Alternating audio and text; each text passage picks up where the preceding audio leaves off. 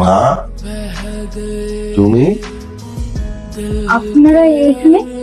তুই কি ওনাদেরকে চিনিস নাকি? হ্যাঁ চেনে নাকি? খুব ভালো করে চেনে রাজ। স্পিচলেস বাবা। হ্যাঁ না মানে আপনাদের যদি কোনো আপত্তি না থাকে আমরা একটু নিজেদের মধ্যে কথা বলতে পারি একটু আলাদাভাবে, মানে হ্যাঁ হ্যাঁ ঠিক আছে, সেটা বলতে পারো। হ্যাঁ কি রে বসে আছিস কেন, জানা?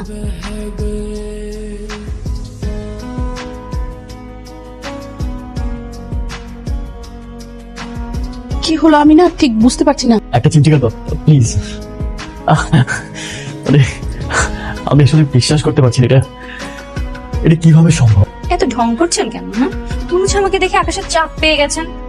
ম্যাডামের বোধ হয় অনেক অভিমান হয়েছে, তাই না? জি না, আমার আপনার উপর অভিমান করার কিচ্ছু নেই। আমি অলরেডি রেডি হয়ে আছি, আমাকে পাত্রপক্ষ আজকে দেখতে আসবে, তারপর আমার বিয়ে হয়ে যাবে। আমি মেন্টালি রেডি। আসবেন না? ট্রাস্ট মি, আমি আসলে বাবার জোড়াজুড়িতে আর পাইনি, এতটা ফোর্স করেছে আমায়, আর ফুপুর কথা রাখা ছিল। এনিওয়ে আমি আর একটা মিনিট সময় নষ্ট করতে চাই না। সাথী তুমি বসো ঠিক আছে। প্লিজ।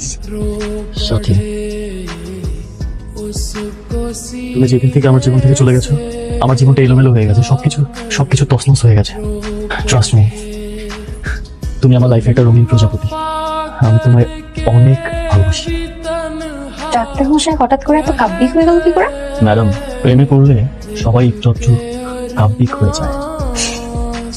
আপনি তো দেখছি কমপ্লিট প্যাকেজ। হ্যাঁ, কমেডি উইথ কমপ্লিট কেয়ার। আরো আছে, will you be my permanent patient? আমি তোমাকে আজীবনের মতো উইদাউট এনি ফেজ আমি তোমাকে সারা জীবন দেখতে চাই। Will you be my permanent patient? ভাবছি কোনো ভাবাভাবি টাইম তো আমি দিব না, ওইসব কথার মধ্যে তো আমি নাই। ওয়েট ওয়েট ওয়েট, আমি পার্মানেন্ট পেশেন্ট তো হতে পারি, তবে আমার একটা শর্ত আছে। কি শর্ত? এই যে ডাক্তার সাহেব ঘুমের সময়টুকু বাদে আর পেশেন্ট দেখার সময়টুকু বাদে আমাকে যেন ভালোবাসি বলার কথা কখনো মিস না করে।